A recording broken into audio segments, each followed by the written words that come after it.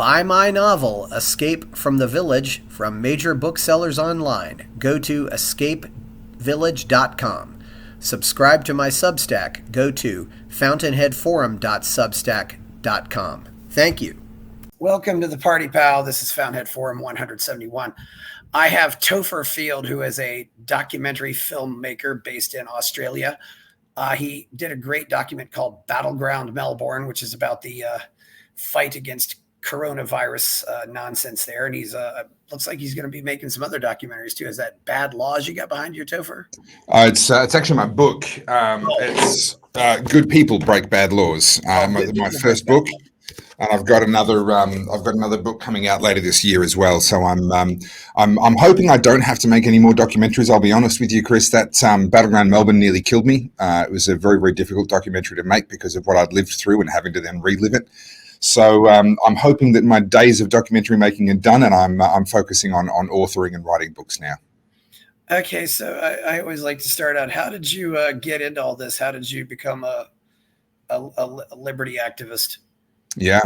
So I became a political commentator by accident in 2009, which people forget how quickly the world has changed. In 2009, when I uploaded my very first YouTube video as an independent piece of political commentary, YouTube was only about 4 or 5 years old. So we forget how quickly the world has kind of changed. And now, anyone can, is uploading on all sorts of a dozen different platforms. But back then, it was a very unusual thing. And to my knowledge, I was the first libertarian independent political commentator that was beginning to leverage all this new media and all the online technology, the video technology that we had. So as far as I'm aware, I was the first, certainly in Australia. And that was actually an accident. My cousin, I was working as a forklift driver in a warehouse, and my cousin comes into work. He worked at the same place. And he says, Topher, you should audition for Project Next. And I said, what's that? What's Project Next? There's an Australian journalist by the name of Andrew Denton, and he's a decent journalist. And he was looking for the next generation of, news presenters, researchers, producers, investigative journalists, these sorts of people. And hence the thing was called Project Next. And you auditioned by submitting a video. And if you were selected, then you would come on the TV show. And so I did a video. I have a background in television. My dad was in community television. I know how to produce stuff. So I wrote a script and I went out and I hit the road for a week and I filmed it all over Victoria, which is my home state. And I was talking about the water situation because we were in the grip of a very severe drought. And so I covered that, and I deliberately made sure that the ABC, which is our state broadcaster who were running Andrew Denton's show, would not like what I had to say. So I was specifically advocating for the building of a new dam.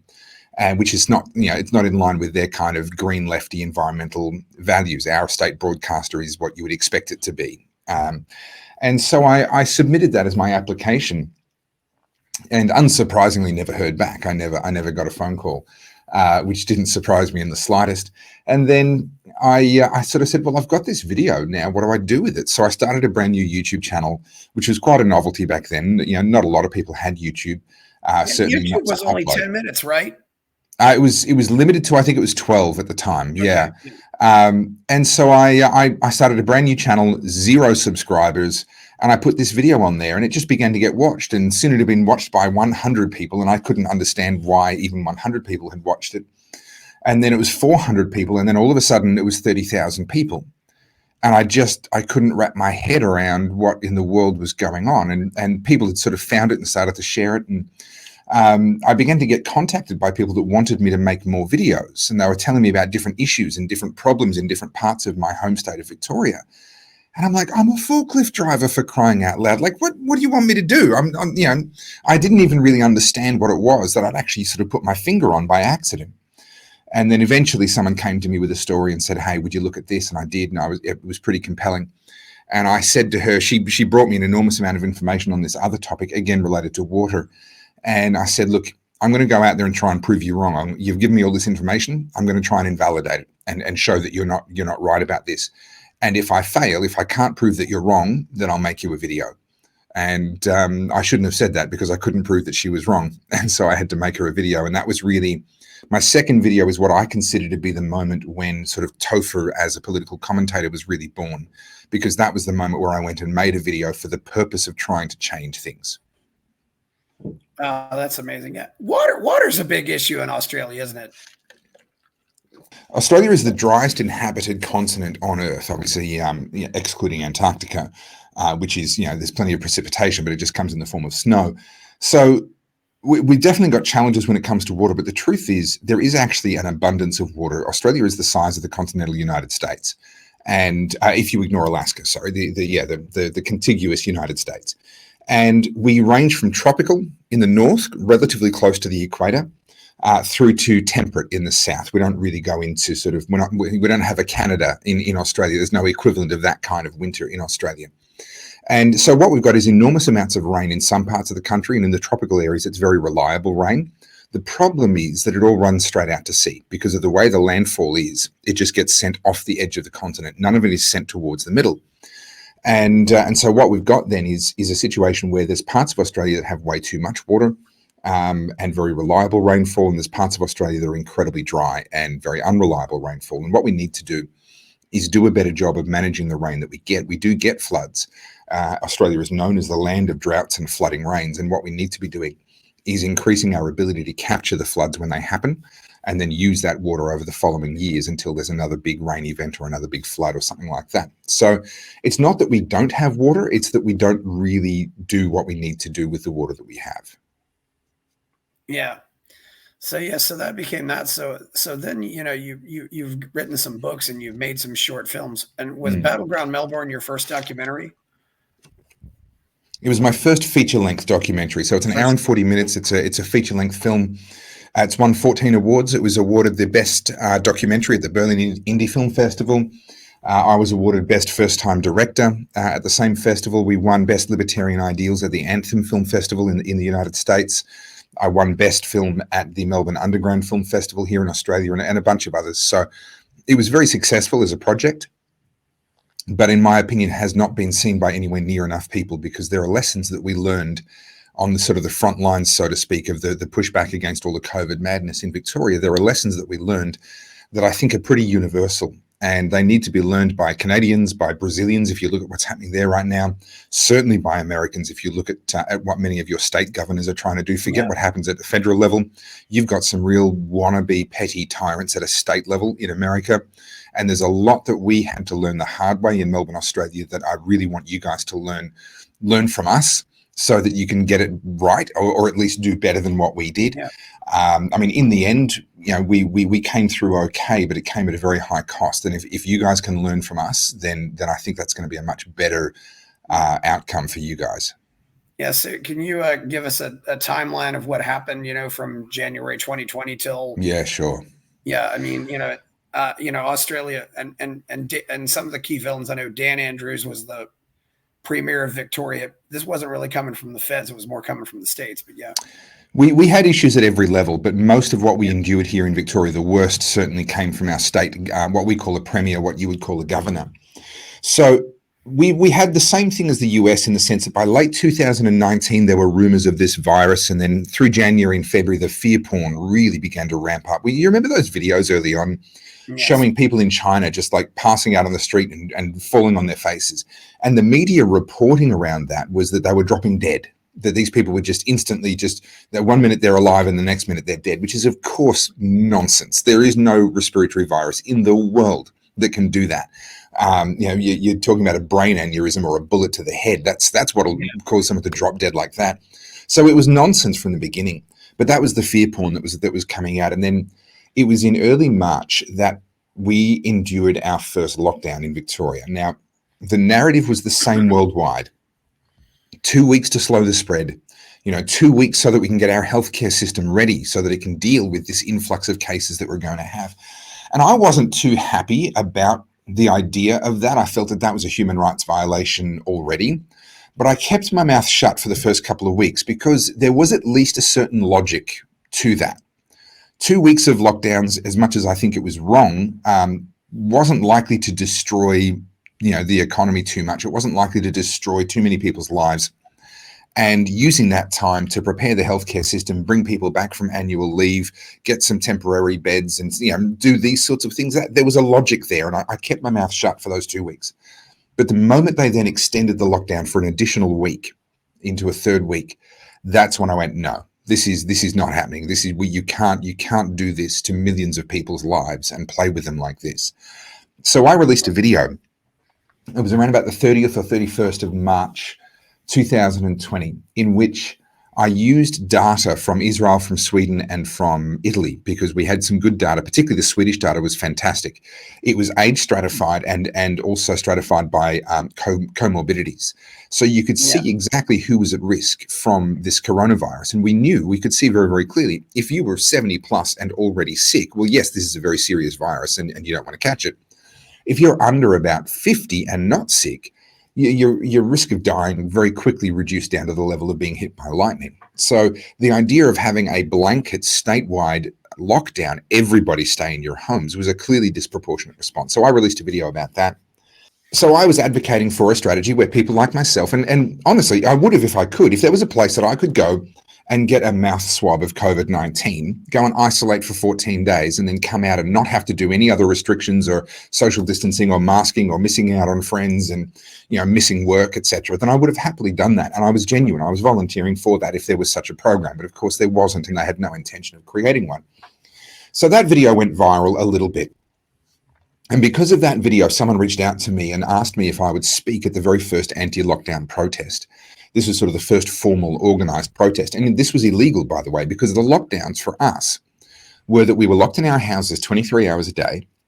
In order to leave, even for that 1 hour, you had to have an excuse. It had to fit within one of 4 or at times 5, the rules would change, different excuses or reasons to leave the house. This was shopping for essential items. This was essential work if you were considered an essential worker. If you weren't designated as an essential worker, then you couldn't even go to work at any level. To provide care to someone who couldn't provide care for themselves, or to go and get tested or medical care for COVID-19. Everything else was out the window. Everything else was off limits. And so going out to engage in protest against the lockdowns was certainly off limits. So this was the moment where I kind of went from what had been the first 38 years of my life, goody two-shoes, law-abiding model citizen, to all of a sudden a criminal. And I mean that literally. I mean, they threw criminal charges at me in the end by the time the 18 months of madness was up. So I went and spoke at this protest and I live streamed it, and that went viral. And I became public enemy number 1 online for a couple of days. I got charged by the police, fined for having broken the lockdown orders, and a whole bunch of other stuff sort of thrown at me. And that really was the beginning of my journey. And over the following 18 months, myself and a relatively small number of other people, I mean, that very first protest, there were only 70 of us. And there were only a few hundred of us for the first sort of 6 months, 7 months. And we were keeping this protest movement alive, and we would show up on weekends and we would stage a protest, and the police would come out in force and kick the crap out of us, and they'd have their mounted police and their riot police, and they had all these they were very, very violent police response to these protests. And the whole thing was absurd and obviously a flagrant violation of human rights. And we persevered and we pushed through a lot of trauma and a lot of violence from the police, and a lot of personal pain for a lot of people, a lot of arrests and hardship. And finally, by the end of 2020, our numbers began to grow, and we began to get a few thousand people to these protests. And then into 2021, the violence went to a whole new level, and in the end, the police were opening fire with rubber bullets on completely unarmed people. Let's not forget, Australia has a relatively small gun ownership population compared to the US. We're not a violent people. We don't have a violent history of revolutions or riots. We don't have the sort of the Black Lives Matter, burn down the city kind of stuff. That doesn't happen in Australia. We're not those sorts of people, and yet the police still came out with rubber bullets, potentially lethal ammunition. They're designed to be less lethal. They're not supposed to kill you, but we know throughout the world rubber bullets have killed a lot of people over the years. And they were firing those pretty much indiscriminately into crowds of people. And that was it was shortly after that finally the Victorian government backed down, because I think they realised that the only way they could escalate any further was to start using live ammunition. And they realised that they weren't willing to do that, and that we weren't going to go away. So finally they backed down. But it took 18 months and going all the way through to having our lives at risk before the government finally did the right thing. Yeah. Now Melbourne is in Victoria. Are there any other major cities in Victoria? There's much smaller ones, but it's the population of Victoria is something like 6.5 or 7 million people, of which something like 4.5 million are just in Melbourne. So it's a heavily centralized state. And isn't that, and that's a fairly sizable portion of all of Australia, right? It's the second largest city in all of Australia, yes. So Sydney's the largest, and I think Melbourne was expected to overtake Sydney and actually become the largest fairly soon. But I think that trend is reversed because of the number of people that have left Melbourne since the lockdowns. Oh, how much variation was there among the states? I mean, huge. Victoria was by far the worst. Victoria was absolute madness for 18 months. There were parts of Sydney, so Sydney is in New South Wales and Sydney's our largest city. They never did blanket lockdowns in Sydney. They would lock down specific postcodes and specific areas, and that was very unpleasant and an obvious violation of their human rights. But that would go on for weeks or maybe for a month or two at a time, whereas in Victoria we had blanket lockdowns across the board. I mean, in Victoria they had military knocking on people's doors to make sure that they were at home. They had military manning checkpoints around Melbourne City so that you couldn't get out of the city or into the city without having to pass through a military checkpoint to be able to show paperwork, papers, please, to prove that you had a legitimate reason that you were out of your house for a legitimate excuse. They had a curfew in Victoria for a while there, where if you were out of your house after 8 p.m, you would just automatically get fined. And if you did it repeatedly, you'd go to jail. There were people who got thousands of dollars in fines for taking their bins out to the curb after 8 p.m. and a police car happens to roll by and see them taking the bins out. There was one situation where someone was so desperate to avoid getting fined and getting busted for breaking the curfew, they jumped in their car and they were trying to drive around the cop and around the cop car, and the cop felt threatened by the vehicle and opened fire and literally shot into the vehicle multiple times, thankfully missing the driver. But that's how far it went. Live ammunition was being used in the enforcement of curfews. It was absolute insanity. Other parts of Australia, Sydney, had a lesser degree of insanity in more localized areas. And then still other parts of Australia took kind of an isolation approach. So Western Australia, for example, their approach was not so much to lock their citizens in their homes, it was to completely lock their borders. And so we ended up with a crazy situation where the state of West Australia was effectively cut off from the rest of Australia for months and months and months. Actually, I think it was over a year in the end. And anyone that tried to sneak through the border would end up on the front page of the newspapers over there and in prison for weeks, and criminal charges and all sorts of things, just because they wanted, there was one instance where some people wanted to go and see their footy team. So they came across the border from South Australia and they ended up, in prison and all the rest of it. So different parts of Australia very much took different approaches, but nowhere in Australia did they actually get it right. Yes, of course. And I know there were a lot of these, various state restrictions because there aren't that many states in Australia. And of course, it was also for a while that even Australian citizens could not go back. Correct. That's obviously a federal government thing now. So we're shifting from talking about the states to what the federal government did. The federal government's response was absolutely shameful. They locked Australian citizens out of Australia and really didn't care. They really didn't. And they really destroyed a lot of people's lives because there were people who'd gone overseas for a holiday to enjoy a week overseas. Suddenly they're locked out of Australia. They're stranded now in a foreign country for 5-6 months, and they didn't have the money for that. They couldn't afford that. They took a week off work. Now all of a sudden they're having to find money for hotels, and there are people who literally ended up homeless on the streets of a foreign city as Australian citizens, being refused and denied entry and returned back to their own home country because our federal government just completely lost its mind. To me, this is such a flagrant betrayal of the deal, I guess, between a country and its citizens, its taxpayers. There's a lot about countries and about the relationship that we have with our state that I don't like. Yeah. But putting aside my own libertarian views, the deal is you pay your taxes and you get to call yourself an Australian citizen, or for you get to call yourself an American, and that comes with certain privileges and certain rights. And one of those rights is that you get to come the fuck home. You don't get stuck outside of your home in a foreign country when there's a crisis and you most need to get home. Like, that's part of the deal. Yeah. And you could have this situation where where you can get arrested for overstaying your visa in another country, and might eventually, come to the point where say the president of Mexico calls up was it Scott Morrison, I believe? Yeah, Said, "Hey, Scott Morrison, yeah. I got all these Australians here, and I don't want them here. They need to go home." It's that's right. That's right. And keep in mind, want to go home too, because they've got their families and maybe their dogs and maybe their jobs and yeah, or just medical care. Someone's on a treatment of chemotherapy, and in between treatments, they're like, "I'm going to take a holiday. I've always wanted to go to wherever, India. I've always wanted to see the Taj Mahal." They go to India, they see the Taj Mahal, and now they're stuck in India, unable to get the medical care for the condition that they were in care for. Like, there's so many different reasons, legitimate reasons, why someone should be allowed to come home, and there is no legitimate reason why they should have been locked out, and yet that's what we did. And the most disturbing thing I've noticed in all this is. Islands are just always worse, or they were.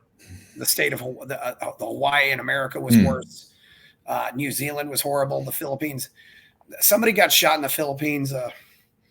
I also somebody in Peru taking the trash out. Yeah, got arrested for taking the trash out. So yeah, it's really awful though. Yeah, although I suppose one thing is if you're on a holiday, I guess that one thing though they can't close the beach everywhere. I suppose if you took a sailboat or something if you were in New Zealand and took a sailboat, maybe you could sneak back in, but who knows? I don't know. Yeah, well, there was certainly some interesting stuff around that, and it was quite funny to watch. I believe it was Fiji made an offer, and they said if you sail to Fiji, because obviously tourism is a big part of their survival and their economy, they said if you sail to Fiji, register with us in advance and we'll track your GPS. Boats have trackers on them, and they at a government level would track that. And so as long as you didn't stop anywhere on the way, then they would count your quarantine period as having started when you started sailing. So instead of arriving into Fiji and then having to quarantine for 7 days or 12 days or whatever it was that they had, if you were sailing and it took you a week to sail there, well, that would count against your quarantine. And so there was some really funny, it's so absurd that we're even talking about this, but there were some really interesting efforts by different countries to try and sort of get an advantage over other countries. It's like, oh, well, over there you have to quarantine for 14 days. Well, over here, if you sail, we'll count that as your quarantine. It's like, why are we even having these conversations? What have we become? Yeah, not to mention, you talked about chemotherapy, missed cancer screenings, missed mammograms. I don't know what could, and it sounds like to me, were you allowed to go to the doctor if you have an accident and you break your arm at home, or did you have to wait? It was made very difficult for you. So we had our second child. My wife and I had our second child during COVID, and at one point my wife was feeling lightheaded and had a number of the symptoms of potential gestational diabetes, and so we were quite concerned about that. As our second child, we weren't panicky first-time parents. We've been through it once before. We had no issues with the first one until birth, but that's another story. But now my wife's showing symptoms that are concerning, and I'd like to go to a doctor and just get that checked out. Thank you very much. I pay my taxes in a first world country where I have no choice but to have a socialized healthcare system. I don't want that. I'd rather a privatized one, but given that I have to pay for it anyway, I'd like to be able to use it. Thank you very much. And so then we show up to the doctor. They won't see her. They tell us to go to hospital. Hospital won't see her. It's not a COVID case. Go and see your doctor. Well, our doctor sent us here. Go back to your doctor. Well, our doctor sent us here. Like, what do you want me to do? In the end, we go to a pharmacy, which is like a drugstore for you guys. Yeah. And I basically had to beg the pharmacist, explaining to him, we got turned away from the emergency room at the hospital. We got turned away from the GP that knows us, by the way, that has a relationship with us. We got turned away from them. And I'm now standing here in your pharmacy begging you to just check my wife's blood pressure. Can we at least do that and try and rule out preeclampsia at this point in time, please? And finally, he relented, and I had to stand over the other side of the pharmacy while my wife was over this side, and everyone's in like masks with face shields over the top. Like, it was theater. It was a Monty Python sketch is what it was. It was just so absurd. And yet serious-minded adults who were supposedly, medically trained and professional and all the rest of it had bought into this level of fear. So as a result, I mean, if I could barely get my wife's blood pressure checked, can you imagine the people that needed mammograms or these sorts of things? You've got an ache or a pain, or you've got an unexplained lump or something. It's impossible to go and get someone to give you care for that. And because of the delay now, we're seeing, I mean, there's 16% excess deaths in Australia right now. Now, some of that, probably a lot of it is related, in my opinion, to an experimental therapy that they were given. But even, there are people who say, no, that's fine, it's not doing that. Well, okay, but we still have to find an explanation for the fact that tens of thousands more people than we expect are dying right now. And at least some of those people can be explained by the fact that they couldn't get basic medical care while we locked down. And that was not factored in when they declared the lockdowns, and staying home saves lives and all the rest of it. They were so myopic, they were so focused on that one source of death, COVID-19, that they put aside all of the others, and those chickens are coming home to roost. Yeah. Stage 1 cancer becomes stage 4 cancer. Correct. People who normally go to the doctor when they have a temperature of 100, wait until their temperature is 102. It's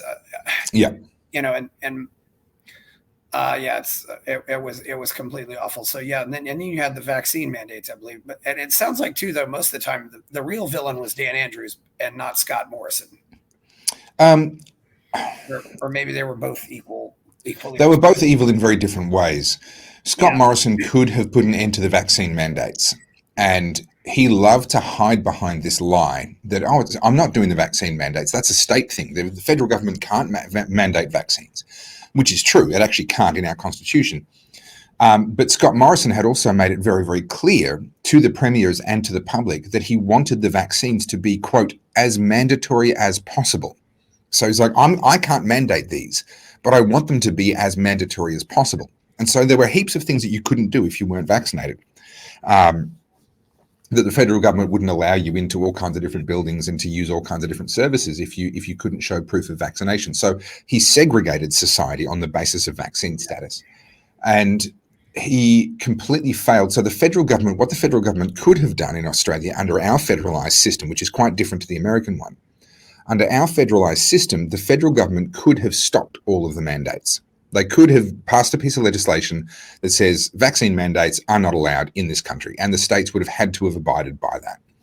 And he refused to do that. And so he turns around and says, oh, no, don't blame me for the mandates. That was all the states that did that. Well, technically that's true, yes. But it's very, very clear that he was in support of those mandates, and he completely failed in his duty of care to stop them. Oh, yes. And I forgot to say earlier, I'm very happy to hear that Australians appreciate Monty Python. Yes. Yeah, it would be very hard to be a satirist these days, yes, because the truth is so absurd, yeah, and the line between reality and fiction is so blurry now. It'd be very hard to be Monty Python these days. Yes, yeah. So from there, so is it pretty much back to normal now? Can I go visit Australia? Or Yeah. So in many respects it is. And Australia is a great country. If you've never been, come down here, spend a couple of weeks, have a look around. It's a great country. I would emphasize looking at the natural beauty in Australia, yes, going to the Kakadu National Park, go to the Outback. There are some good landmarks, man-made landmarks as well. The Harbour Bridge is nice in Sydney, and the Melbourne South Bank walk is nice. And, there's nice man-made places as well. But I would emphasize just go and see the natural side of Australia. And you'll get in and out with no problems. You don't have to be vaccinated. There's none of those sorts of issues. But I will say I'm quite sad because my home city of Melbourne, I lived in Melbourne since I was 2 years old until I left when I was 41. I left when I was 40. And Melbourne is a city with a broken heart, and it's you go there, and what used to be a bustling, hustling, lively, energetic, happy city is empty and sad. And my fear is that will never recover. That'll never get fixed. And as a result, we're left with, I say to people, hey, come to Melbourne. It's fantastic. Come to Australia. They come to Melbourne and they go, what's the deal here? And I have to go, yeah, sorry. It used to be fantastic. Now it's kind of it's got a broken heart. And I feel that it's not just me. There's a lot of people that used to go to Melbourne on a semi-regular basis for work or whatever. And they get in touch with me. They go, what happened? I'm like, well, you know what happened. Watch Battleground Melbourne. You can see what happened. It's a city with PTSD.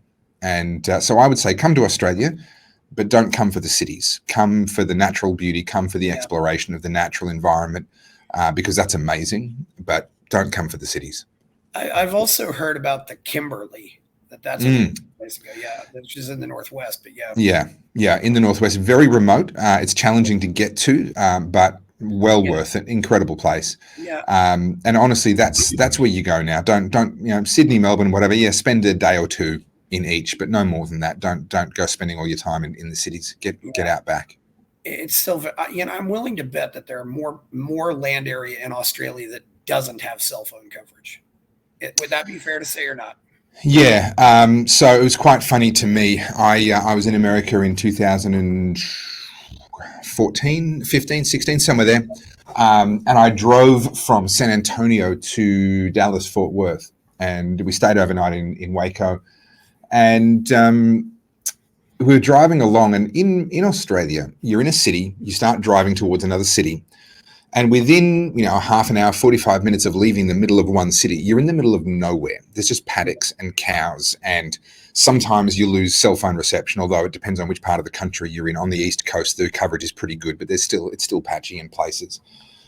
We're driving along, and I'm waiting as we've driven out of San Antonio. I'm waiting for that experience of just dirt and paddocks and longhorned cows. I've heard all about these Texas Longhorns, right? Where are they? They're supposed to be on the side of the road, right? That's what I experience in Australia, and it was just nonstop. There's another auto parts store, and there's another adult toy store, and there's another truck stop, and there's another and it just never stopped all the way from San Antonio to jolly Dallas Fort Worth. What is with this place? Occasionally, if the road was elevated, we could see over this row of built up whatever, and behind you could see the paddocks. So there were moments where it wasn't built up terribly wide, but it was just relentless all the way along the roadside, and of course cell phone coverage was everywhere, and I'm kind of so. To contrast, let me tell you a story. So when I was, I think 17, I might have been 16, I spent 2 weeks traveling in parts of remote Queensland and the Northern Territory of Australia. And so we traveled along from a place called Mount Isa, which is a mining town. And we went to a thing called the Sturt Highway, which is basically the one north-south highway that runs through the middle of Australia. If you want to get from the south to the north without going around one of the coasts, you've got one road, and that's it. And then we turned off that. And we turned off, and there was a sign that said no fuel for 900 kilometers, which is going to be about 550 miles or something like that. More than a gas tank. 2 gas tanks. Yeah. So we had long range tanks and then extra diesel and everything. Like it was all, and then we drove gas tank in your car. You're going to have to, Yeah. And then we drove along there for, I believe it was about 700 kilometers. So we were only about 200 kilometers from fuel only, about, sort of 120 miles away from where the fuel was. And then we turned off again because we were heading into some very remote areas. And at the turn off, there was another sign that said, no fuel for 600 kilometers, another sort of 350 miles on top. Now, we had vehicles that were prepared for that. They were all kitted out, and we had the long range fuel tanks, and we had all the supplies, and we were camping and completely self-sufficient. But you cannot drive that far in America and not come across a petrol station. There is nowhere in the US, where you could do 700-800 miles and come across not so much as a service station, a petrol station, right? A gas station, as you would call it. So people underestimate the remoteness in Australia. On that same trip, we came across a vehicle. We're driving along, and we come across an old Ford Falcon, which is basically a big Australian sedan. And this thing is old, and it's loaded up with luggage on its roof, and the luggage is leaning, and the whole car is leaning. And we go past, and there's about 6 or 7 or more. We couldn't quite count them all fast enough. What looked like Japanese tourists in this car, and we're like, oh boy, this is not good, because Japanese tourists die out in the outback more so than most other nationalities. Because they just don't understand the scale of the place. They look at a map of Japan, they look at a map of Australia, and they don't understand the difference in scale. Yeah. And so we went and camped overnight next to a creek, and then we start driving the next day, and we come across this same car on the side of the road with the bonnet up. We pull over. None of us speak Japanese. None of them speak English. We managed to start communicating, and sure enough, the car's overheated and broken down. Of course it has. It's a clapped-out 30-year-old Ford that they'd overloaded terribly and were driving through remote, incredibly hot conditions. Of course it broke down. And so we're asking them questions like, okay, how much fuel do you have? And they're like, oh, no, we filled it up before we left. We're like, yeah, no, that's not going to cut it on this road. Like, you are not going to make it to the next service station. We're like, how much water do you have? We've got 1,000 liters of water. We had a 2-vehicle convoy, and each vehicle had a ton of water on board, 1,000 liters of water in large tanks on board. And then we had our own individual water bottles as well. But that's how you go into a remote part of Australia, not to mention the long-range fuel tanks and everything else. And we said to them, oh, have you got water? And they held up like sports bottles, just sports drinks bottles. And we're like, guys, you are going to die. Like, this is the last road trip you will ever take. So we got them going. We got their engine running. We refilled their water bottles, and we turned them around and we said, go straight back to Mount Isa, which is where they'd left from. Like, you've got enough fuel to get you back to Mount Isa. Go back to Mount Isa, go to the airport and fly home, unless you want to die, because that's what's going to happen to you out here. Yeah.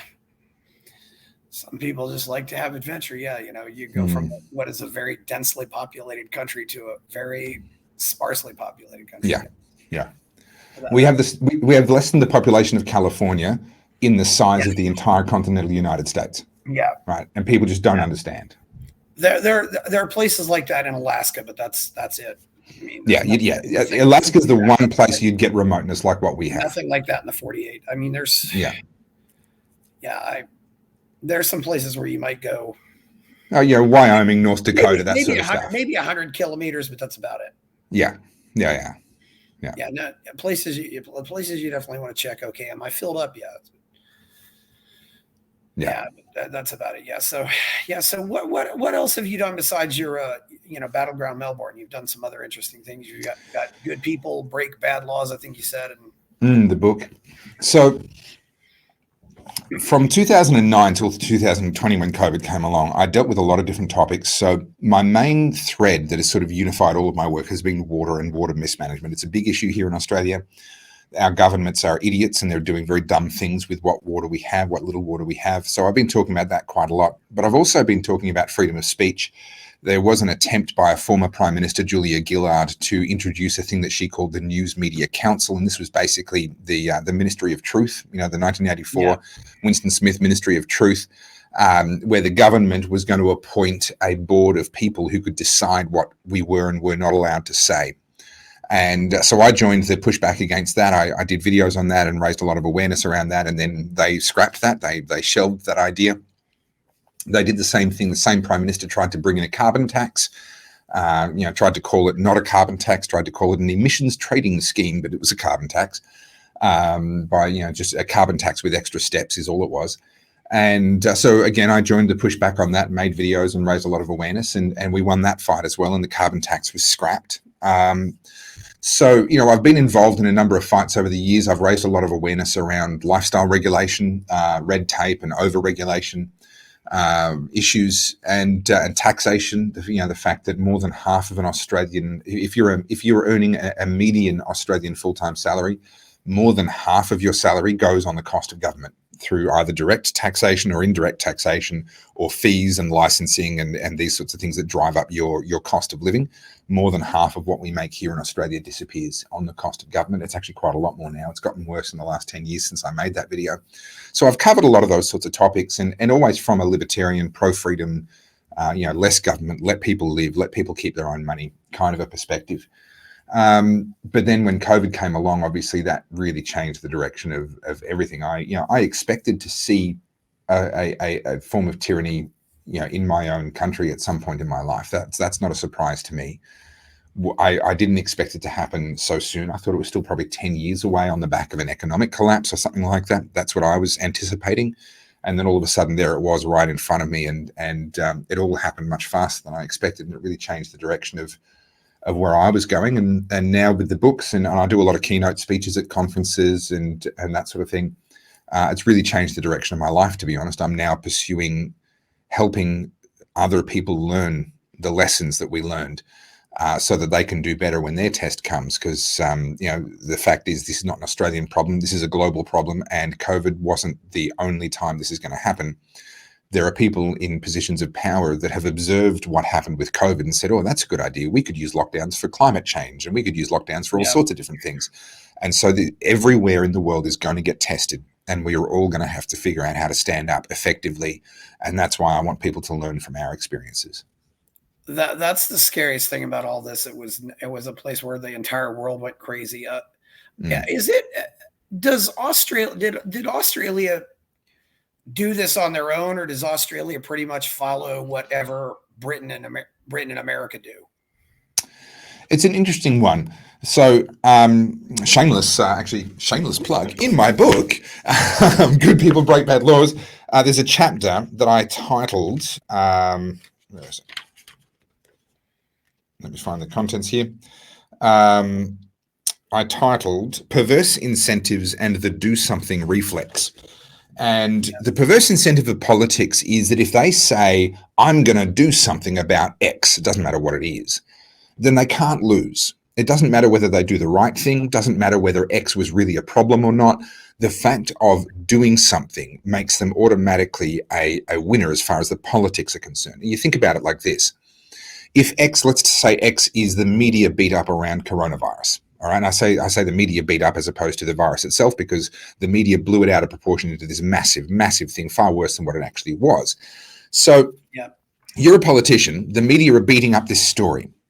You've got one of two choices. You can say, oh, I'm going to do something about this. Or you can say, well, we don't really have a lot of information yet. Let's all just be patient, hold our horses and see how this unfolds. If you say, I'm going to do something, you can't lose, because if it turns out to have been a media beat up and there's no problem in the first place, you can claim credit. You say, well, it turned out to not be a problem because we were decisive and we did something about this. If it turns out to be really bad and the media beat up was actually right, then you can say, oh, can you imagine how much worse it would have been if we hadn't done something? Right? So you can claim credit. Either way, it doesn't matter what happens, you can claim credit. If you say, hang on, hold your horses, let's just wait and see, a little bit like what Anders Tegnell, the health minister of Sweden, did, then you cannot win. Politically, you are not going to win at that point. Because if it turns out to be nothing, you're never going to get credit for it, right? The media are not going to turn around and go, oh, oops, we got that wrong, but the Prime Minister got it right. That headline is never going to get run, right? So at best, what you're going to get is silence. You're never going to get credit. And at worst, what happens is the media will find every little thing, real or imagined. Oh, a 90-year-old person died in a nursing home. Well, we'd better blame that on the COVID's on the Prime Minister's do nothing response to COVID, right? So every single little thing, no matter how normal, is going to get blown out of proportion because the media want the beat up. And that's if there's nothing wrong. If there really is a problem and you say, hey, let's hold our horses and wait and see because there wasn't enough information at the time, well, now politically speaking, you're dead, right? You've got no prospect. So from a political point of view, the incentive is all in one direction, and that is to say, I'm going to do something. And the only political risk is if someone else is doing more than you. So if you're a state premier in Australia and you're saying, well, we're going to do lockdowns, well, then the premier next door doesn't want to say, well, we'll do lockdowns as well. They want to say, well, we're going to do lockdowns and we're going to have a curfew. And then the next one's like, well, we're going to do lockdowns and a curfew, and then we're going to make everybody wear masks when they're, home alone, etc. They're all trying to one up each other because the only political risk is someone else doing more than them. They can't lose as long as they're the one who's doing the most. And that's what we saw in Victoria. Daniel Andrews outshone all the other premiers. He did more than any, he fired more rubber bullets and he violated more human rights and kicked the crap out of more of his own citizens than any other premier in Victoria, and proceeded to get re-elected. Yeah. The people of Victoria put him back in. And that's because of the perverse incentives of politics. So this is what we're up against now is people say, oh, it was a coordinated global, look, they all did the same thing. That's proof that it was a globally planned thing. Well, I'm not necessarily close to the idea that there was some global planning that went on, but the fact that all the premiers did the same thing is not automatically proof that there were orders coming from up above. What to me appears obvious is that it illustrates that they were all responding to the same incentives, hence they all responded the same way. So I don't think it was coordinated per se, but I think the incentives of our political system are really perverse, and that's what we saw playing out. Yes, there's almost when I would suggest to people, I said, don't do anything. It was like, no, it's like, it was almost like we have to do something. I said, okay, well, we'll do something. I'll roast marshmallows then, Yeah. At least sometimes I think politicians in America can get around it by saying thoughts and prayers, Yeah. Thoughts and prayers to our friends here, Yeah. There's always this, yeah, to do something, and even if it's something that's, just relatively minor, I mean, look at statistically how safe it is to fly on a commercial Oh, airline. And yeah, yet we've turned flying into this dystopian experience yeah. that, So let me riff on that for a second, because people say, oh, if we didn't have the TSA in America, or our own security here in Australia, then there'd be terrorists bombing aeroplanes. I'm like, interesting theory. They're not bombing buses. And buses have absolutely no security on what goes into their cargo hold. You get a coach, one of those big, high-riding buses from Melbourne to Sydney, you can put a suitcase-sized bomb in the bottom of that thing, and no one's checking, no one's looking, and you that thing detonates at 110 kilometers an hour. No one's getting out, right? That's 50 people done, right? yeah. The same thing on our trains. We've got trains buzzing along at 70 kilometers an hour or faster, and no one's checking what's in someone's suitcase. You could walk on with a massive suitcase, and if you play your cards right, you could walk off and leave that suitcase behind. You don't even have to commit suicide on this thing, and you could cause an absolute carnage. It's not happening, which means that people don't want to do that. They're not trying to do that. So this idea that, oh, if we didn't have the security on the planes, well, who are the people that are going to suddenly show up and bomb a plane? And why aren't they already bombing all the things that are still vulnerable right now? Like, it is theater for the sake of keeping us in fear and making us feel grateful to the government for keeping us safe from something that wasn't going to kill us in the first place. Oh yeah. It's there's that whole, and I sometimes think too, I don't know if it's that maybe it's not as bad in Australia, but America is now such a culture that's become obsessed with safety. Safetyism. Yeah. My grandfather walked 2 miles to school each way when he was a 6-year-old. Mm. And nowadays, you can't let your 6-year-old walk 2 miles to school each way. No. I don't know if Australia is as bad. I'd like to think it's not as bad, just because you still have the pioneer spirit there. At least I hope you do. Well, look, I have to say, I have some bad news on that front. Yeah. So there was an observation made. I can't remember the name of the guy that made the observation, but he said, the problem with Australians is not that they are descended from criminals, from convicts. It's that they are descended from their jailers. And that's true, because that's the other group that came over on the first fleet. All those prison fleets, they had the prisoners and they had the prison guards, the soldiers. And unfortunately, the prison guard culture is the one that seems to have won, at least for the time being. I will say the larrikin independent spirit in Australia is not dead. There are many of us who maintain it, and we're very, very proud of it, and we're not going to let go of it without a fight. But we are in the minority, and we are currently on the back foot when it comes to the culture that we're surrounded by. But I will also say that I think COVID has a huge silver lining, and that is that I think a lot of people who were politically and culturally kind of asleep, if I can use that term, they weren't paying any attention. They've been sort of jolted awake, and they're now paying attention, and they're realizing that they can't just ignore this stuff, because there's other people that aren't ignoring it, and they're taking this country and taking our culture in a direction that they don't like and that they don't agree with. And so finally, I think what we're seeing is the silent majority is beginning to get noisier, if that makes sense. It's becoming less silent. It's not that our numbers are growing necessarily, but our volume is growing. And I think that can only be a good thing.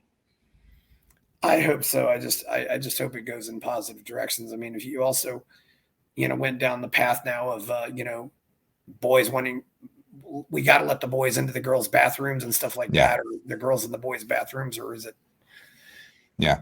So right now in Australia, there's a lawsuit going on literally as we record this. They're in the courtroom, so I don't know the outcome yet. We probably won't know for a few weeks. There's a court case which hilariously is called Tickle versus Giggle, which is, and I'm not making this up. I'm not making this up. It's called Tickle versus Giggle. Giggle. Yeah. Oh my God. So there was a sort of a dating and social website that was set up, that was created for women only, and it was called Giggle. It was set up by Sal Grover, And she called it Giggle, and it was a place for women to meet women, and both for socially, but also for romance, and a place where just men weren't on there. They weren't, women could be on there without all the blokes getting in their DMs and all the rest of it.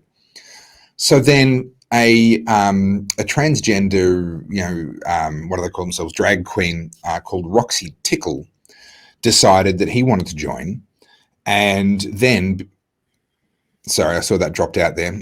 Then when, he decided that he wanted to join. And then when she said no, when Sal Grover said, no, you don't meet the criteria, you're not a woman, Roxy Tickle turns around and goes, right, well, I'm going to sue you now. And so that's literally in court right now.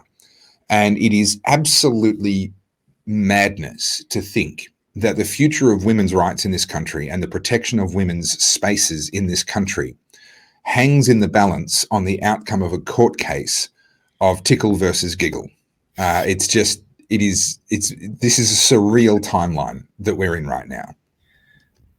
Tickle versus Giggle. There'll be a lot of people Googling that afterwards. Yeah, that's true. I suppose, it's as Vinny Eastwood said, they said, well, we just got they just gave us our independence, but you all fought a war. Mm. Maybe that's part of the difference. Yeah. Yeah. So it's So what other? You got your book. What else have you been working on? Well, I was the host of the Aussie Wire. I recently resigned from that, and I wish the Aussie Wire all the best. But we had different visions and different ideas of where we wanted to go. So I've struck back out on my own. I'm independent once again. And so I'm taking a couple of weeks off, and I'm working on a sort of a relaunch of my own work. And I'll be doing podcasts. I'll be doing some panel shows on a regular basis and political commentary. I'm also working on trying to get back to the US. So I was in the US recently. I spoke at the Students for Liberty conference in Washington, D.C. And then I went to Florida and did some podcasts in Florida.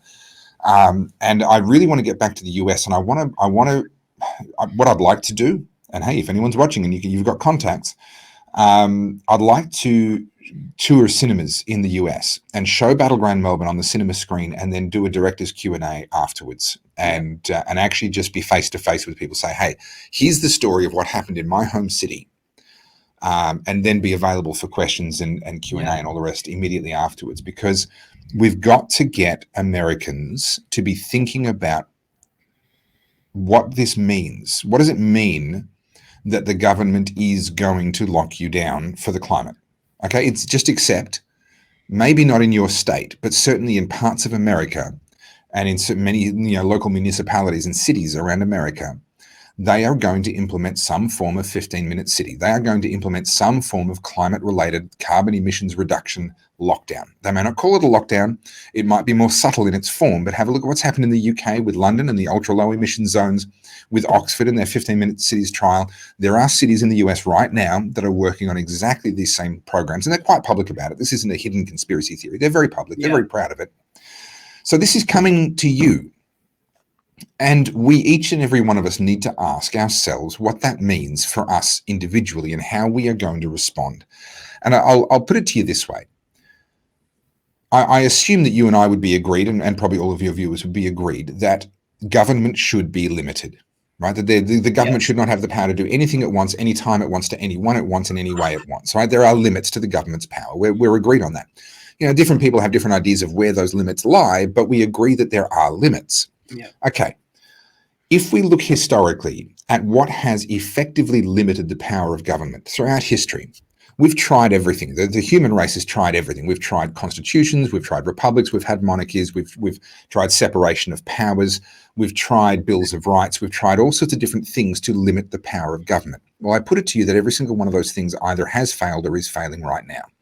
I'll put it in the American context. How's the separation of powers working out for you? Do you really feel that the judiciary is actually independent of the legislative and is actually holding them accountable? Well, I would put it to you that they're not. Yeah. How's your Bill of Rights working out for you? Your First Amendment still holds a little bit of power. Your Second Amendment is, sort of half of it's left. They've taken half of it off you. suppressors and fully automatic weapons and that sort of stuff. I'd say that is covered by the Second Amendment, and that you should have the right to own those things, but you don't, as far as the law is concerned. Look at the Fourth Amendment, and all the other sort of bills of rights, unlawful search and seizure and the restrictions around government power. And, you've got cops kicking down doors for warrantless searches all over the country. They're stopping cars and all kinds of stuff that is a flagrant abuse of your rights as enumerated under your Bill of Rights. So the bad news is, sorry? That's one thing we have a lot more of here. I mean, you're much more likely to die at the hands of a police officer in America than you are in really probably any other English-speaking country. I'd say that's probably correct. But coming back to the limits on government power, all of the things that we've tried to limit government power in the past have failed. There is only one thing that works. There is only one thing that has ever worked long-term throughout history, and that is when the people reach the limit of their obedience. When the people en masse stop complying, that's what defines the limit of government power. It can go no further at that point. Ultimately, its power depends on compliance, and when the people figure that out and they stop complying, then the government's power reaches its limit. So if you believe in limited government, then you must believe that there is a point where you stop obeying, where you stop complying, where you individually reach the limit of your obedience. So then here's the question. In battleground Melbourne, you would have seen the cop. He's got all the garb on, the riot gear, and he looks like a sort of military cop. And a protester is talking to him, and the cop says to him, "Go home or we'll arrest you. We don't want to do it, but we will." And the protester replies and says, "Well, if you don't want to do it, don't do it." And he says to the protester, he says, "I've got no choice. I'm not skilled to do any other job. At this time of my life, I've got no choice but to do this." And he talks about his family at home and so forth.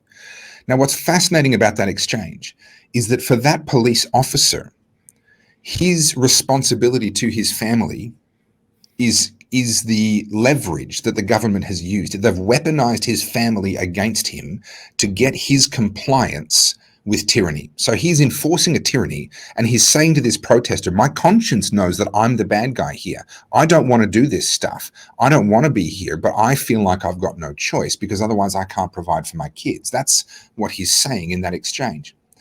And that's a fascinating, when you think about what each and every one of us should be doing in preparation, the number one thing that we need to be doing is thinking about what are the points of leverage what's the narrative that would go through your mind where your brain would try and justify doing what you know is wrong. What are the things that are going to be weaponized against your conscience? Is it providing for your family? Is it healthcare for you or for a loved one? Is it the fact that you've worked so hard to build your career, or you've worked so hard to build your business, and speaking out or not obeying is going to jeopardize that? What are the things that are going to be in the back of your mind making you want to find a rationale to compromise? Because if you can deal with those things in advance, if you can identify them in advance, let's say you run a business and you're dependent on a lot of government contracts, that would be a really hard position to be in when your conscience is being tested. So what if you right now began to pursue a huge amount more private sector contracts to become less dependent on government contracts? What if you're in a career where really you're in government work? Well, you need to start thinking about investments or using that income that you're getting now to then create other streams of income so that when your conscience gets tested, you're in a better position to do what your conscience requires you to do rather than compromise your conscience for practical reasons. Same with healthcare, same with your social life, same with every area of life. What are those areas that are going to tempt you to compromise your conscience the way that cop did? And are you willing to deal with those things? Because if you're not willing to reach the limit of your obedience personally, then you don't believe in limited government as a concept. So I think each and every one of us has a responsibility to be preparing ourselves for the day when we reach the limit of our obedience. And that means identifying those areas where we're going to be tempted to compromise and fixing them now while it's easy rather than later when it's hard. Yeah, well, you can also just ask the police officer, what kind of Australia do you want your kids to live in? And I don't think I don't know if anybody looks ahead anymore and thinks about that. Maybe it's just because they don't trust what's happening. But the only other thing I would say too is possibly finance. I mean, I don't know what you think about Bitcoin, but I think cryptocurrency might be a solution to all this too. But Yeah, it's got to be part of the solution. So I was not that interested in Bitcoin. I thought it was just a bit of a novelty for nerds until I went to Venezuela in 2015. I spent a week in Caracas City and discovered that in Venezuela they have the highest, or they had at the time, I don't know about now, they had the highest per capita uptake of Bitcoin of anywhere in the world. And when you're there, you understand why, because they had a hyperinflating currency, tens of thousands of percent a year inflation. They were locked in a situation where the government was controlling exchange of Venezuelan bolivars to US dollars and foreign exchange. You had to get the government's permission to do any kind of cross-border exchange. Yeah. You had the official exchange rates. There were, I think, 3 or 4 different official exchange rates, depending on who you knew and how many friends you had. And all of them, none of them were actually representative of the real exchange rate on the street. To go shopping, you felt like a drug lord to go shopping, because their biggest note was a 100 bolivar note. Which was roughly equivalent, if my memory serves me correctly, is roughly equivalent to about a 10-cent coin. Is that a dime over there? Is that a 10 cents over there? 10 cents is a dime in here, yeah. A dime, yeah. So you basically got to do all of your shopping in dimes, but the dimes are a note, right? So you're walking around with wads of 100 bolivar notes and paying for stuff. Madness, absolutely crazy. And in that context, suddenly realizing no one could stop these Venezuelans from using Bitcoin. If they had access to the internet, they had access to Bitcoin. They could pay anyone anywhere in the world. They could receive payments from anyone anywhere in the world. And I met people who were they'd moved their entire lives across to Bitcoin. They would not take a client if the client could not pay them in Bitcoin. They would not have an employee unless that employee was willing to be paid in Bitcoin. They would not shop and buy something unless the shop would accept Bitcoin. They'd moved their entire lives across to Bitcoin. And it was difficult. They had to travel further to find those shops. It narrowed down the number of employees they could have. It narrowed down the number of clients. But such was the terrible state of the Venezuelan bolivar that it was worth it for them to face all of those barriers in order to live their life in Bitcoin. Yeah. And suddenly it made sense to me at that point. Now, of course, we're seeing inflation spiking across the Western world. It's not as bad as what Venezuela was, but unless governments start to really wise up soon, and I see no reason why they will, but they need to stop printing money. They need to bring government debt under control, government spending under control. They need to bring the welfare state under control. If they're not willing to do these things, then our future is Venezuela. That's where it's headed. And I think that means we all need to be learning about Bitcoin and beginning that transition. Yeah, that's interesting. 2015. I know one person who, if he goes back to Venezuela, he'll probably be arrested or killed. So it's only gotten worse. But yeah, for sure. But a lot of people have gotten out too, though. So that's very interesting. So yeah, you've been other places too. Or are you pretty well traveled? I mean, I don't know that many people have been to Venezuela. So yeah, Colombia, Venezuela, the US, Canada, China, Indonesia, Australia, New Zealand. Haven't done much Europe. I've never been to Africa. I'd love to go to Africa, and I'd love to spend more time around Eurasia. But from an Australian point of view, it's a long way away and very expensive to get to. My wife and I wanted to go to the Czech Republic for our honeymoon. We would have loved to have gone to Prague and Budapest, but we just didn't have the money, and we haven't had the money since. So there's a lot of places I'd love to go, but having been in China and seen a social credit system at work. We're in Guangzhou, which is an industrial center in the south, and the taxi drivers were paranoid of all of the road cameras that would use facial recognition and number plate recognition. And if they were seen doing the wrong thing, it'd be terrible for them. The tracking that is everywhere. There's essentially a police officer, but they work for sort of this communications branch of the government, sitting in every phone shop. So you want to get a mobile phone, you want to get access to the internet. You have to fill out all the paperwork and give up your identity. There's no such thing as anonymous access to the internet in China, not officially anyway.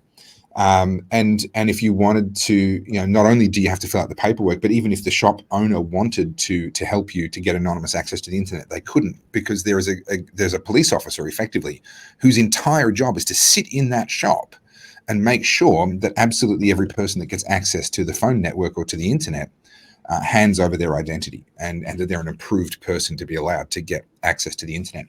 So you see these things, and then in Venezuela, one of the striking things in Venezuela was how normal it actually felt. And I think this really helped me during COVID, to be honest. you'd walk around the streets of Caracas City, and it's beautiful. The architecture is amazing. You can see that there used to be a lot of money in that place, and there did. It used to be in the top 10 wealthiest countries in the world.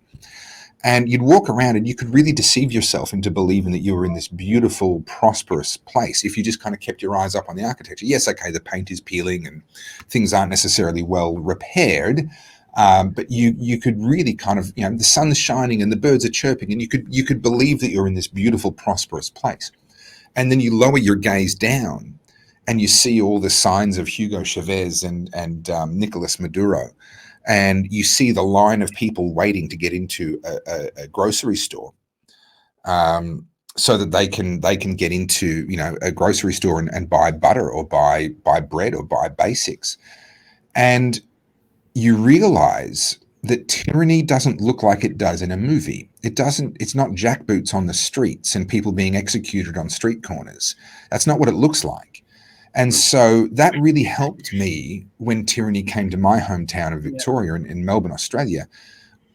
I wasn't deceived by people. There were a lot of people like, oh, but look around, everything's fine. The sun's shining, there's birds, there's trees, there's cars, everything's fine. It's like, that's not the measure of tyranny.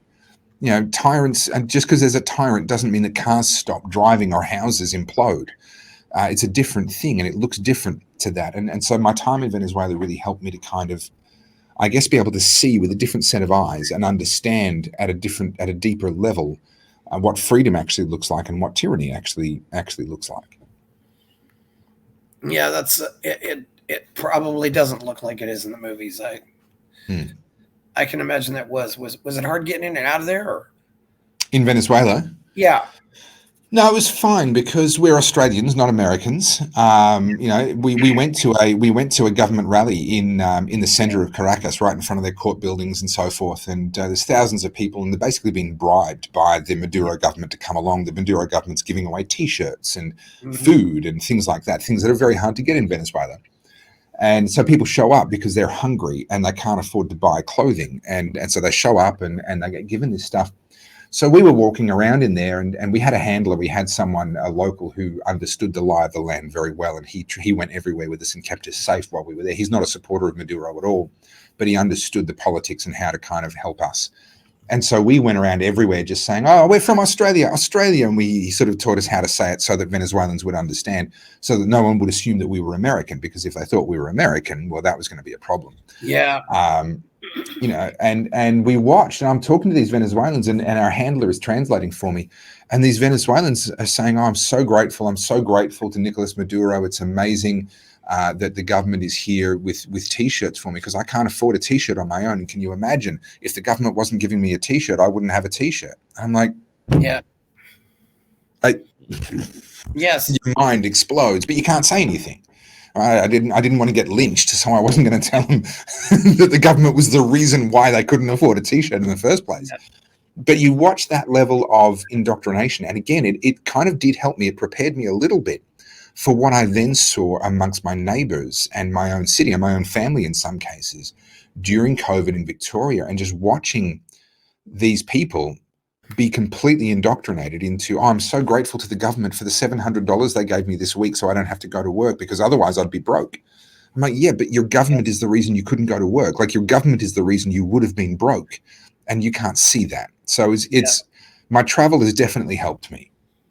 Yeah, that's interesting. Is that something common? Because I know Canadians who say, when I travel abroad, I make sure I have a red maple leaf showing. Because I don't know what Australians would use for that. Maybe if you have a kangaroo or something. Well, yeah, a kangaroo or just the Australian flag works quite well. Yeah. It is a very common thing. I'm sorry to say. American tourists are notorious worldwide, and not necessarily well loved, apart from the fact that they spend a lot of money. But I will say this. Americans who have traveled are among some of the finest people that I've ever met. I think as Americans, I think it's probably useful to you. I think it's beneficial to you guys to get out of America for a little while, and just sort of see a bit more of a global perspective. I think that's just good for everybody. It's certainly been good for me. But Americans who have traveled are among the finest people that I've ever met. But at the same time, American tourists are some of the last people you want to come across when you're traveling. It's just how it is. Yeah, I wonder if that's, I don't, yeah, I always worry about being the ugly American when I go abroad. It's look, just the main thing I would say is don't be the loud American. Yeah. All right. Just dial down the volume and you'll be fine. No one's going to be upset by you if you just dial the volume down. It's the Americans that are just noisy and just take over the environment that they're in rather than entering and observing and becoming a part of that environment. They come in and they just dominate the environment. It's like, oh, please, I didn't come to the south of France to hear American accents all over the place. I just let me enjoy France, for crying out loud. It's the volume that's more the issue. Well, I also maybe not I don't know, but sometimes I usually go out of my way to tip well too. So that helps. That'll certainly make friends, especially around Europe. And certainly try to speak the language. Yeah. Yeah, we don't have to worry about that in Australia, but yes. No, not in Australia. And you don't have to worry too much about tipping. I mean, there are places where you can tip, but it's not an expected thing in most places. But I will say this: I actually really want to spend a lot more time in America. I've been there 4 or 5 times now. I've spent time in Texas, Florida, California, Washington, DC, Colorado, a couple of others. But it's always been flying from one to another. And what I actually really want to do is just get on the road and actually drive around America. Because the thing that I've noticed about the US is that there's something there for everyone. There is, it's an incredibly diverse place. And I don't mean that in like the DEI, diversity, equity bubble. No. Oh, it's actually just a really diverse place. You travel to you travel a couple of 100 miles up the road and the food will have changed and the accent will have changed and the attitudes will have changed. And you can just it's just this smorgasbord that I'd really love to spend time just slowly driving around and just experiencing all the different subcultures and all the different places in the US. It'd be fascinating. And you'll have to drive on the right side of the road. That'll be an adjustment. Sorry, let me correct you. I'd have to drive on the wrong side of the road, not the right side. Yeah. I have driven in America before. It's not that big of a deal. I'd be so worried that I'd forget and go in the wrong side, and then I'd hit somebody head on. Well, my wife did that. She went on she turned onto a road that had a big median, and she went onto the incorrect side of the median. And I very quickly put an end to that, and we got back on the correct side of the road as far as the Americans are concerned. But you'd also have the cars reversed too, which would probably put something in your brain. Correct. So that's what I do, is because the steering wheel's on the other side. Yeah. And so I just make sure that I am closer to the middle of the road than what my passenger is. Yeah. And if that's your reference line, then it doesn't matter where in the world you are. You're just like, I need to be the one that's closer to the middle of the road. And my passenger needs to be closer to the edge of the road. And so long as that's the case, you're golden. Yeah. So it's I imagine the driving culture in Australia can be very interesting. I suppose when you're on some of those remote roads, you might be going who knows how fast. No, we've got a stupid speeding culture here. We used to have unlimited roads. Actually, I think they've restored some of them. So the Northern Territory, which is the most remote part of Australia, which is already a remote place, they had unlimited speed limit roads, sort of Autobahn sort of rules, but not Autobahn road quality. They're just this ribbon of tarmac running over the land. Yeah, you'll find Yeah, so that was, and then they tried to clamp down on that and put the speed limit at 130 k's an hour, which is, I don't know, 80 miles an hour, something like that. We've got this. I mean, we've got these beautiful freeways that are really well built between Melbourne and Sydney, and it's always 2 lanes, sometimes 3 lanes each way, well engineered and well built. And then we're limited to 110 kilometers an hour, which is like 65 miles an hour. That's sort of the national speed limit. It's so dumb. We should be going a lot faster than that.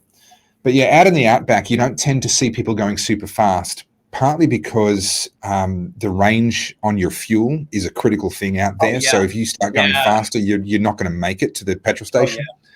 And also because of the kangaroos and the camels. We've got plenty of camels in Australia.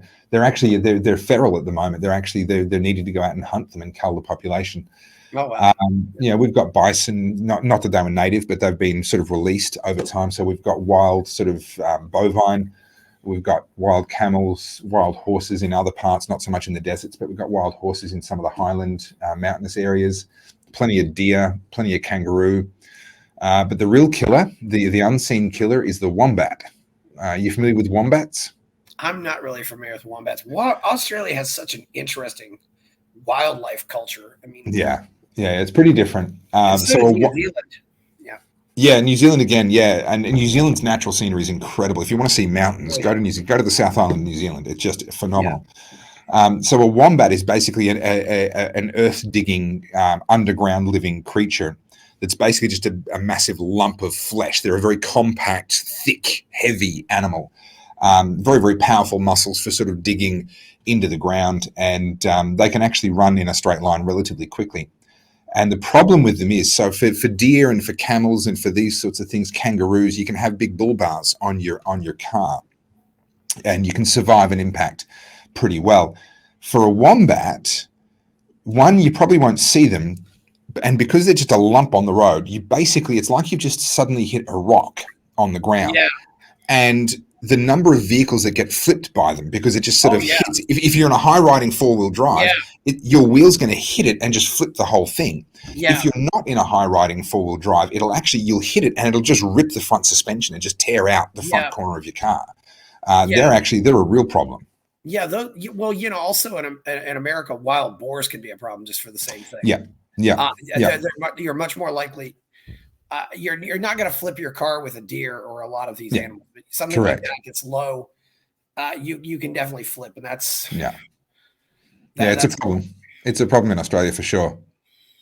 Yeah, I'm not. Yeah, and there's also wallabies and other things, and of course the platypus.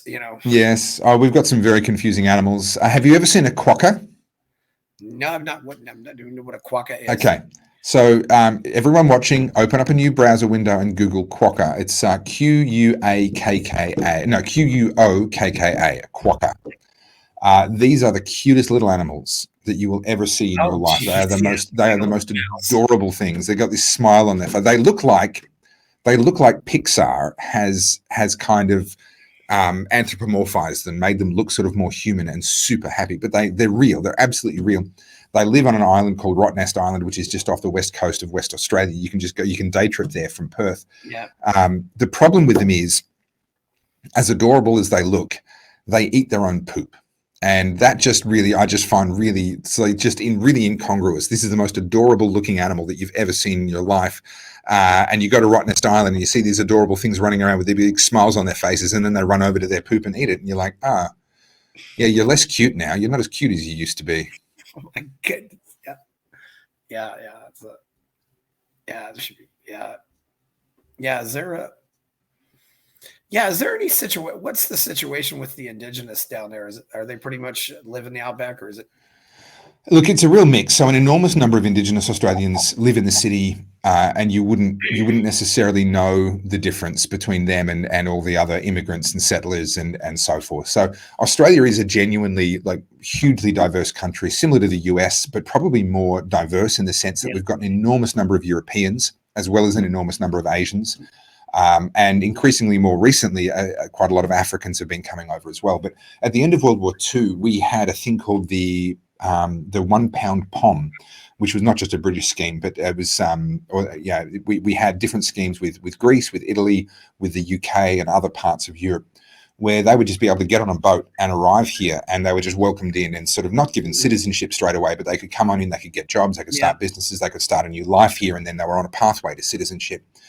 And so that brought a huge influx of Italians and Greeks and Europeans post World War II. Then into the 70s and 80s and 90s, we had large amounts of immigration, particularly from Vietnam during the Vietnam War in the 70s. And then the 80s and 90s, sort of immigration from across Asia. And then fast forward into the 2000s, we started to get a lot of immigrants from Africa. So we're a genuinely diverse country in terms of sort of the ethnicity of people who have come to live here. And then obviously they have kids and they're Australians, but their ethnicity is from wherever. So you can't really make assumptions about people based on how they look over here, because genuinely, you'll see someone who's just jet black and looks as African as you could possibly imagine, and they open their mouth and they sound completely Aussie. And because that's where they were born, that's where they were raised, and same with Asians and so forth. So you'll see an Indigenous person, and number one, you can't always tell that they're Indigenous by how they look. But number two, the vast majority of them they're just in society. They're just working jobs. They're running businesses. They're getting degrees. They're doing, whatever, raising families, having kids, all the rest of it. There's a minority that live in urban areas that are basically welfare dependent, and they're multi-generational welfare dependent. They just sit there and sort of bludge off the government and do nothing. And they do that. And they teach their kids to do that, and they do that out of a sense of entitlement, a sense of grudge. They hold a grudge about Australia being colonised and being settled, and so they're like, "Well, you owe me everything. You should just pay for me to live." And my response is, "Fine, we'll pay for you to live the way that your ancestors did. So get back out onto the dirt and hunt kangaroos and see how you go." Which of course they wouldn't survive if that was how they had to live.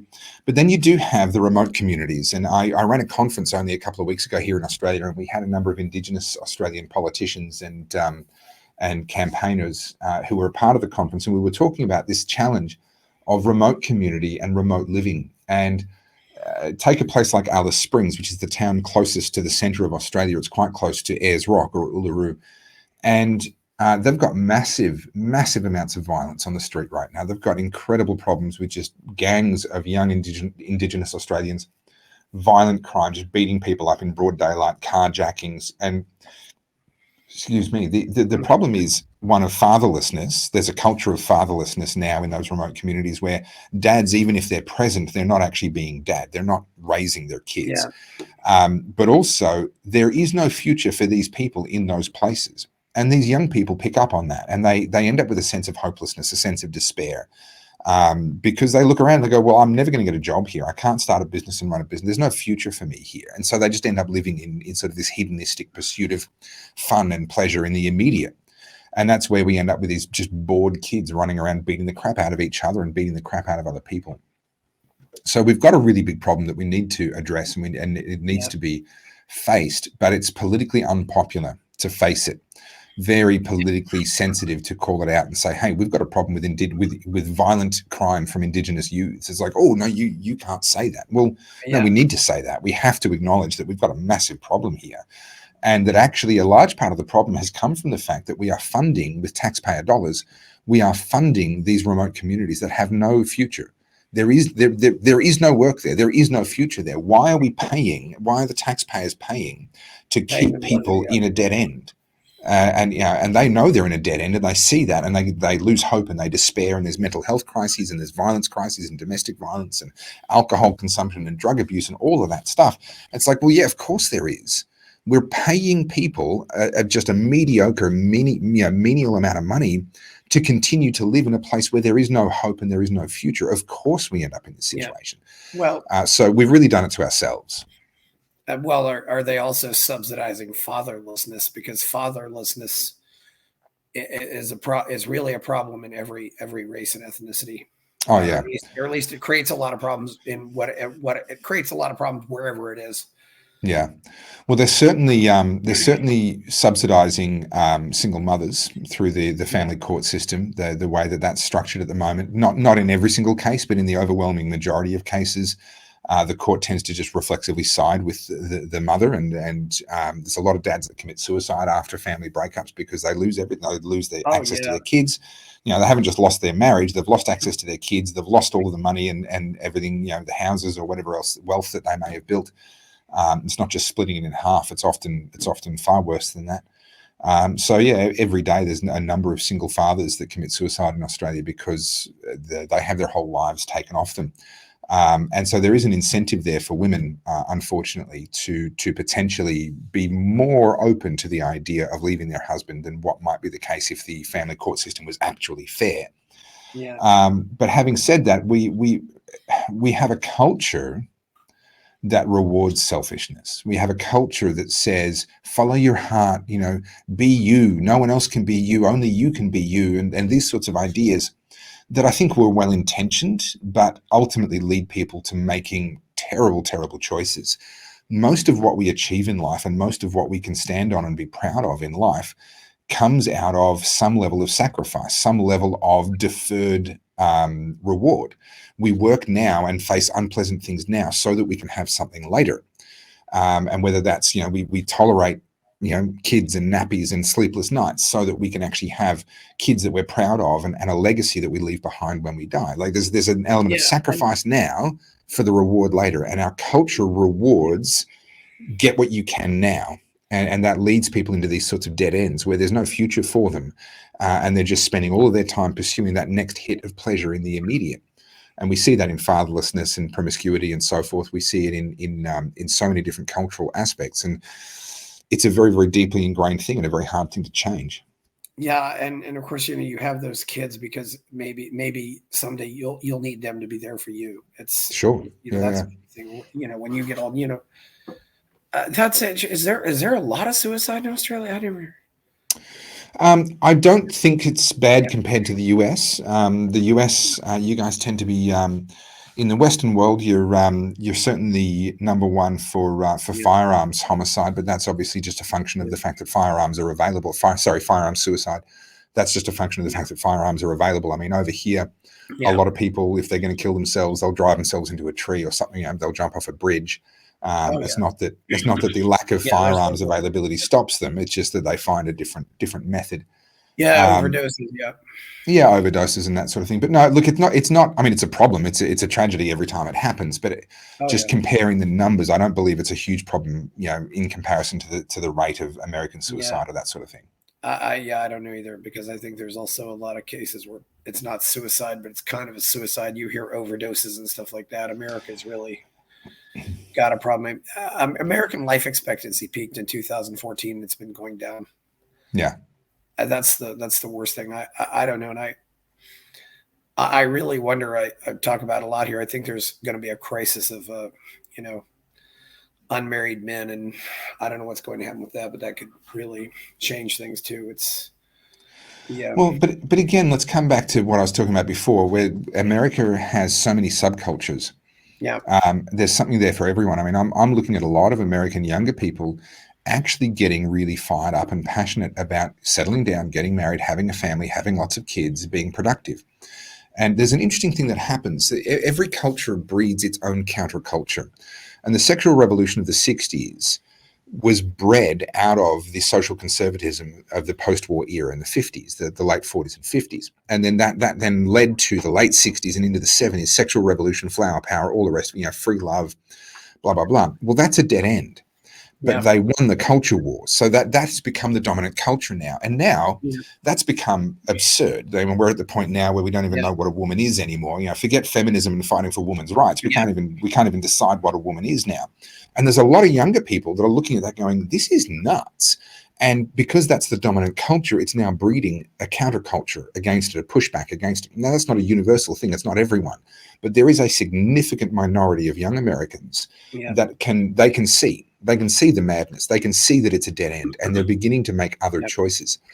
This is also going to get brought sharply into focus because we are headed for a global population collapse. And it's all but an inevitability at this point in time. When you look at the way that, number one, life expectancy has been dropping in some countries, as you mentioned, America since 2014, life expectancy is dropping across the highly vaccinated world. Now, I'm not going to talk about what, correlation does not necessarily equal causation. Life expectancy is dropping, death rates are climbing, but also birth rates are dropping.